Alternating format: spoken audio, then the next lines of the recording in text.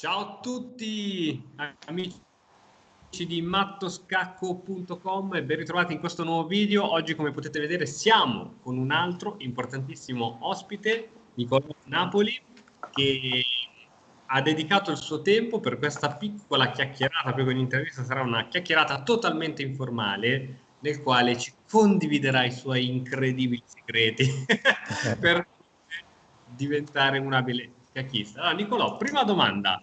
Come ti sei avvicinato agli scacchi e quando hai capito che questo poteva diventare per te qualcosa di molto importante?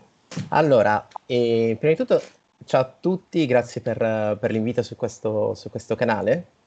E come mi sono avvicinato agli scacchi? È stato un po' casuale. Io frequentavo le scuole medie e c'era un'attività collaterale. Era una scuola media di Palermo che si chiama Leonardo da Vinci. Purtroppo negli ultimi anni hanno smesso di fare questa attività, però nel momento in cui io iniziavo a giocare a scacchi, tra le tante attività, i laboratori extrascolastici, c'era questo corso di scacchi, sono andato lì un po' per caso e nel momento in cui ho imparato poi non ho più smesso. Ho avuto la fortuna di, va bene, prima frequentare il corso di scacchi a scuola, poi avvicinarmi a un circolo che anche questo purtroppo poi diciamo, è scomparso, poi diciamo, si è evoluto, era l'Accademia Scacchistica Palermitana, e poi da lì ho iniziato a fare un percorso agonistico. Quindi ho avuto la possibilità di frequentare prima i tornei provinciali, regionali, qualche partecipazione ai campionati italiani giovanili e poi un po' più avanti magari qualche esperienza agonistica più rilevante, magari qualche torneo internazionale in giro per l'Europa, Francia, Germania, Spagna, Portogallo e altri posti.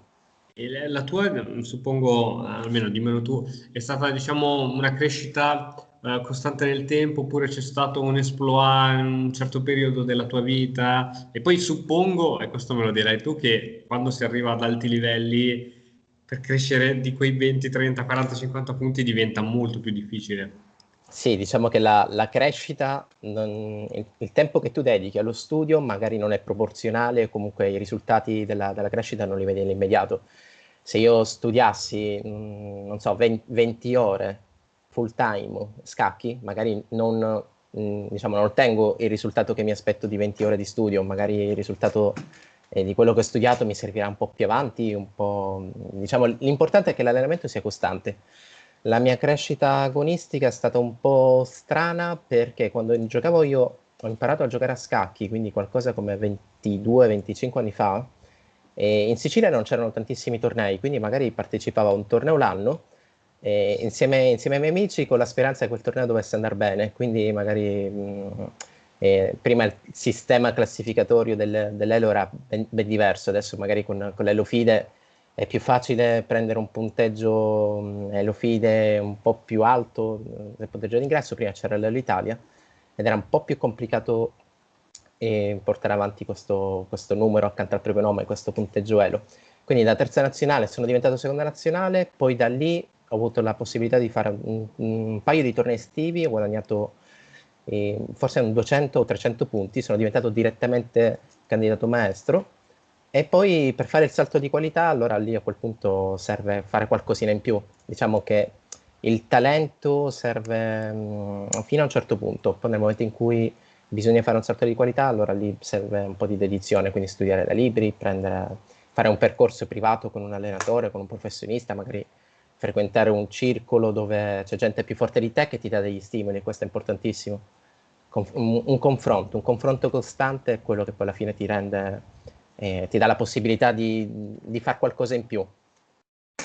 Assolutamente, assolutamente. Prima parlavi di studio, di ore di studio, e questa è una tematica che mi piace affrontare. Come ti dicevo prima, sono pianista di professione e anche nel mio ambito si parla di suonare il pianoforte e studiare il pianoforte, che sono due cose completamente diverse, così come giocare a scacchi e studiare gli scacchi. E noto che gli appassionati, proprio coloro che sono agli inizi, non credono che ci sia una distinzione in queste due cose e dicono: Ah, ma io oggi ho fatto 40 partite, com'è che non sono migliorato? Ho fatto 40 partite da 3 minuti e probabilmente ai tuoi livelli sono anche magari deleterie, no?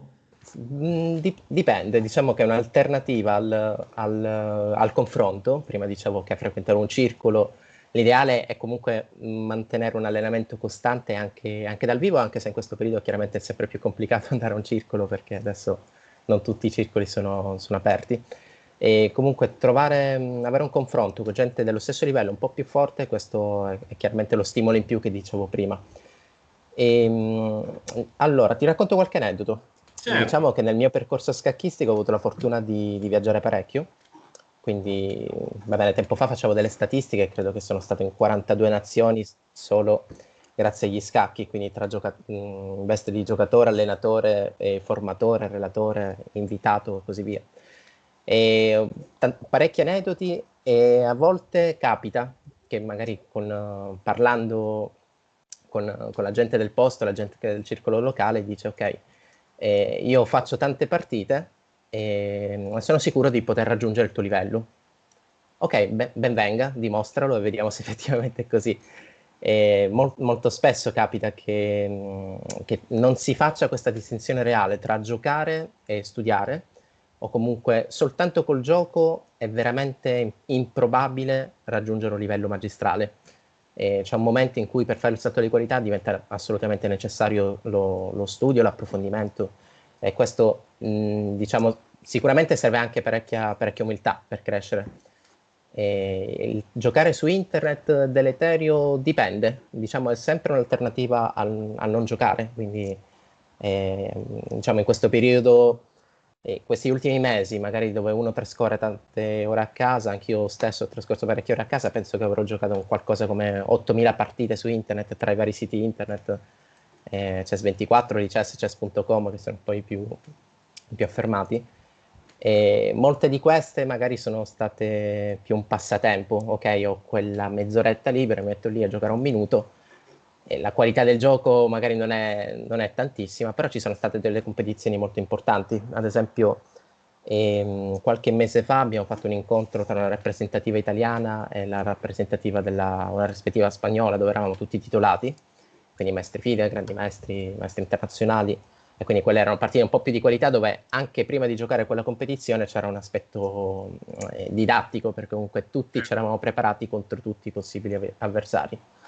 E poi in questo periodo magari stiamo partecipando, diciamo, sempre su questa piattaforma di Lices, che è, diciamo, abbastanza conosciuta in questi ultimi mesi, abbastanza affermata. È una competizione tra rappresentative nazionali dove si gioca una volta al mese, e quindi anche lì magari c'è la possibilità di giocare con altri titolati di altre nazionali. Ho giocato diciamo, in queste competizioni con diversi 2600 FIDE, quindi Elo reale, e anche lì magari c'è sempre interessante. Poi magari la partita l'analizzi, vedi un po' cosa è andato bene, cosa è andato male, e poi cerchi di trarre qualcosa di didatticamente utile.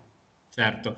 Domanda da profano. Secondo te, che cosa hanno in più i 2004, 2005, 2006 che il 2003 non ha? Cioè, me lo chiedo sempre, dico, ma cosa altro si può scoprire in più? Allora, va bene, sicuramente domanda interessantissima, e non è la prima volta che sento questa domanda, perché poi c'è anche cosa ha un 2007 in più di un Esatto, 2006, esatto, e così via, perché Carson è il più forte del mondo e gli altri non esatto. riescono a raggiungerlo.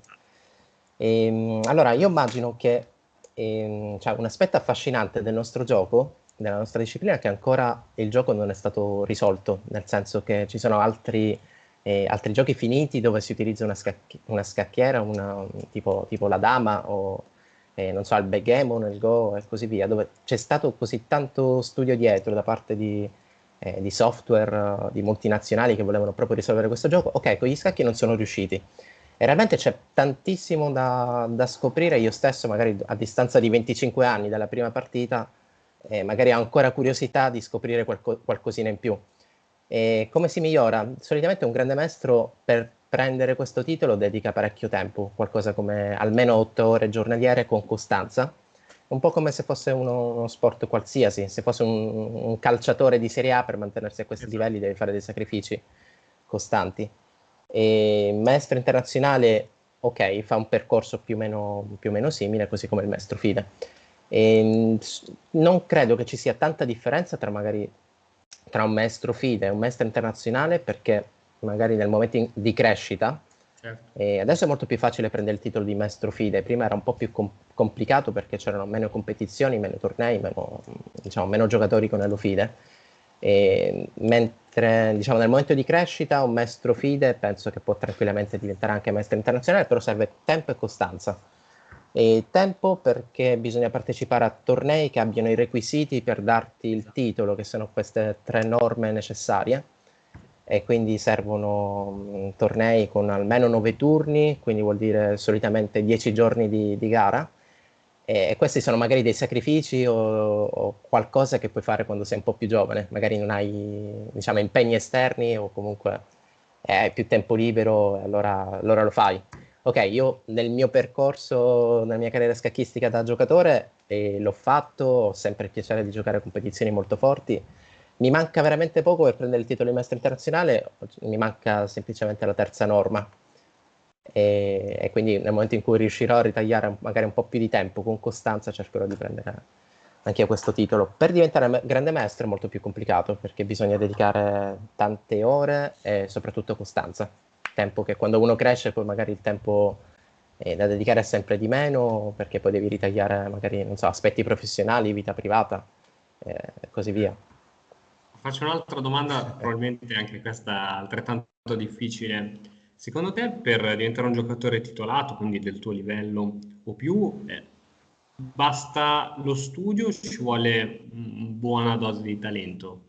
Allora, il talento è sicuramente importante. C'è una frase molto famosa di Kasparov che dice che lavorare duramente, lavorare con impegno è più importante del talento, nel senso che magari con il talento posso arrivare a un certo livello.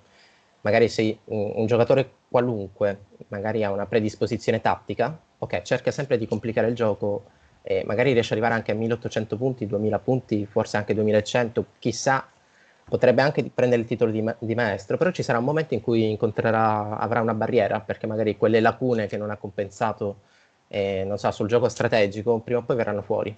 Quindi lo studio diventa fondamentale nel momento in cui si vuole fare il salto di categoria.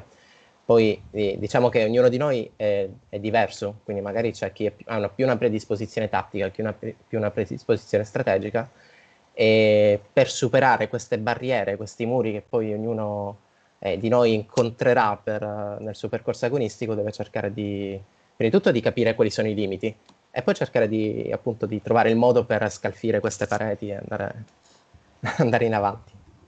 Certo. Senti, Nicolò, ma, tu hai un giocatore di riferimento, un tuo preferito da cui prendi spunto? Allora, diciamo ne ho più di uno. E anzi, un consiglio che potrei dare è che allora, ognuno di noi ha ad esempio un proprio repertorio, quindi una sequenza di mosse che gioca da bianco, una sequenza di mosse che gioca da nero. E un buon modo per migliorare e approfondire le proprie aperture è anche quello di cercare dei giocatori di riferimento che giochino quell'apertura, quindi magari vedere costantemente le partite che gioca anche a distanza di tempo per vedere se ci sono delle novità, dei miglioramenti, e quindi cercare di avere dei riferimenti sulle proprie aperture. E il mio giocatore preferito in questo momento è Carsen, ok? Risposta banale perché è il giocatore più forte al mondo, però ne ho diversi per quanto riguarda il repertorio che gioco io. Io, ad esempio, da bianco per diversi anni ho giocato la variante Alapin della siciliana, ok? Un must, diciamo un giocatore di riferimento che avevo e che ho tuttora, perché tuttora spesso studio qualcuna delle sue partite, è senz'altro Michele Godena, che per anni è stato il giocatore italiano più forte. Splendida persona, molto piacevole parlare con lui, prima o poi magari lo porterai anche tu su questo canale. Ok, per quanto riguarda l'Alapin, chi ha curiosità di approfondire l'Alapin, senz'altro consiglio, ok, guardatevi le partite di Michele perché ce ne sono alcune fantastiche.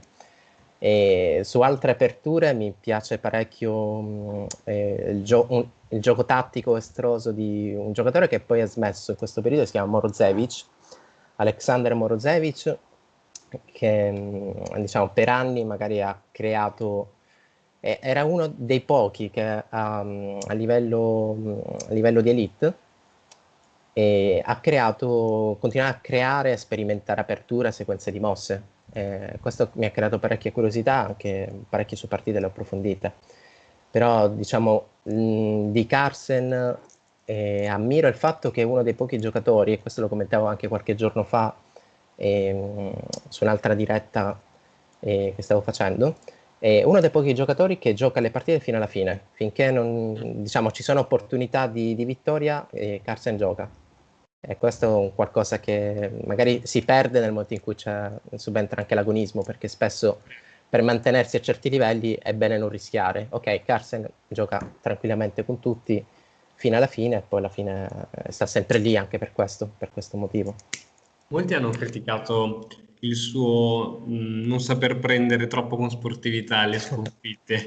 Come la vedi questa cosa qui? Beh, io immagino che in tutti i settori dove sei il migliore, hai sempre questa pressione che vuoi dimostrare di esserlo. Nel momento in cui c'è il rischio che non lo sei più, magari cioè, ovviamente ci resti male, e la reazione poi alla fine è una reazione emotiva, una reazione umana, così come se fossi, non so, un giocatore di calcio che sbaglia il calcio di rigore al 90esimo e poi dare il risultato importante la tua squadra, sbagli, ok, sicuramente non hai una reazione negativa, così come nel contesto della musica, dell'arte, qualsiasi Certo. disciplina. Certo. Dicono che per gli scacchisti le sconfitte siano qualcosa di eccezionale perché è il momento in cui si può imparare dai propri errori. Tu cosa ne pensi? Sì, allora, questa frase è sicuramente vera, però anche è difficile accettare questo, perché solitamente allora, magari sempre facendo riferimento a qualche aneddoto scacchistico diciamo, del mio percorso, magari a volte si soffre di più la sconfitta perché molto, molto spesso si vive il gioco degli scacchi come una battaglia tra le menti, quindi se io perdo vuol dire che sono, tra virgolette, inferiore al mio avversario, ma non è così, perché magari il mio avversario mi batte perché è più preparato, magari Certo. lui sportivamente è un atleta, mentre io sono un amatore, ok? Non perdo perché sono, tra virgolette, eh, va bene, Più non sono, intelligente. esatto, non sono meno intelligente, quindi l'accettazione della sconfitta è veramente difficile. Però nel momento in cui si ha la consapevolezza e la maturità per accettare la sconfitta, sì, probabilmente quelli sono i momenti in cui si può approfondire di più, migliorare anche di più, perché in realtà anche un errore, un vizio che viene spesso fuori è che se io vinco, metto da parte la partita, magari non l'analizzo perché ho vinto. Vabbè, non è detto che abbia vinto perché ho giocato bene, magari ho vinto perché lui ha giocato peggio. Quindi sicuramente è più importante analizzare una sconfitta che una vittoria, perché lì riusciamo a capire più sfaccettature del gioco, però anche le vittorie devono sicuramente essere analizzate. Vero, verissimo. E ultime domande, non voglio rubarti troppo tempo. Eh, Quali sono secondo te i concetti che quando li hai studiati e sei diventato padrone ti sei reso conto che ti hanno fatto fare un salto di qualità? Non so, un studio dei finali piuttosto che un tema tattico. Allora, sicuramente nel momento in cui ho incrementato la mia conoscenza strategica, lì ho notato un salto di qualità, sia dal punto di vista qualitativo, quindi magari mi rendevo conto di riuscire a competere alla pari con altri titolati, di ottenere più risultati costanti contro grandi maestri internazionali. Però magari dipende anche dalle fasi del gioco, anche dalle fasi scacchistiche, perché magari quando uno inizia a giocare è importantissimo magari concentrarsi più su un aspetto tattico, quindi tutti i temi tattici, il vortice, l'inchiodatura, le scoperte, magari vedere tante partite dove si verificano questi temi e si vede anche come sono stati creati. E poi magari per fare il salto di qualità io solitamente consiglio, va bene, chi inizia, tattica, chi ha un livello un po' più avanzato, approfondire meglio il gioco, e nel momento in cui vuoi fare un salto di qualità magistrale, allora lì la strategia secondo me diventa fondamentale, perché solo di tattica non riusciamo, è molto difficile progredire. serve quindi magari una comprensione posizionale, vedere tante partite dei campioni. Spesso si dice ok, vediamo le partite dei campioni del mondo, Capablanca. Adesso le nuove generazioni, dico così, magari sembriamo che siamo abbastanza grandi. Comunque le nuove generazioni magari sono cresciute con un computer, magari non sanno chi sia Capablanca, chi sia... va bene, Kasparov sicuramente sì perché è ancora in vita, però magari molti altri campioni del mondo non si sanno chi siano o quali siano magari le partite più significative della storia. E nella scuola russa ti obbligano a studiare prima di tutto i campioni del mondo del passato e poi da lì fai, diciamo, il tuo percorso agonistico. Certo, sì, sì, sono convinto anch'io che senza una buona conoscenza della storia e poi non si possa neanche apprezzare più di tanto poi anche lo stile di gioco di un giocatore, che penso che il proprio modo di giocare, come dicevamo prima, è strettamente correlato al proprio carattere, no? Come si è fatti, Sì, anche se sì, abbiamo magari persone che sono molto riservate, che in realtà sulla scacchiera lanciano attacchi incredibili. sì, esatto. C'era un grande maestro, Korchnoi, Viktor Korchnoi, che diceva, va bene, chiamava tutta la nuova generazione di giocatori tipo Nakamura, Giri, Carlsen stesso, Caruana, e ragazzi di Pepsi Software, perché magari era una generazione in cui, va bene, ai tempi di Korchnoi magari le ore di studio erano tutt'altre, magari erano riunioni con grandi maestri, tantissimi libri, non c'era una facilità nel reperire le informazioni, nel trovarsi di fronte a un computer, fare 2 clic e trovare il repertorio dell'avversario. Ok, erano altri tempi. E adesso sembra tutto molto più facile, però il fatto che ci sia così tanta informazione in giro, anche questo secondo me diventa molto dispersivo. Bisogna cercare di fare una selezione e infatti anche questo magari è importante sempre chiedere a chi ne sa di più o comunque ha dimostrato di saperne di più, altrimenti è così facile avere informazioni, scaricare Vero. partite, vedere video e così via. Direi di sì, chiedere sempre, confrontarsi, un momento di confronto con qualcun altro è importantissimo. Certo, no, no, questo è verissimo, in tutte le cose, come dicevamo prima. Ultimissima domanda, quanto nei manuali noi leggiamo sempre che il pedoncino è sempre il pezzo più sfigato, quello che vale di meno. Quanto sono importanti per te i pedoni, le strutture, le catene di pedoni, lo studio di queste strutture? Allora, prima ti raccontavo che magari è molto importante, o comunque personalmente è stato molto importante la comprensione strategica per fare il salto di qualità. Ok, i pedoni sono come lo scheletro del gioco, perché sono purtroppo per loro gli unici pezzi che li porti in avanti non possono più tornare indietro, e quindi quel che ho fatto, ho fatto. Infatti la struttura pedonale è la più importante, cioè abbastanza importante. Sì, ci sono tanti giocatori che per stile di gioco li sacrificano, ok, li mettiamo da parte perché voglio attività, dinamismo, ben venga, però magari ci sarà un momento dove ci sarà una battaglia posizionale o strategica dove diciamo la catena pedonale oppure la creazione di case deboli e così via è ciò che fa la differenza.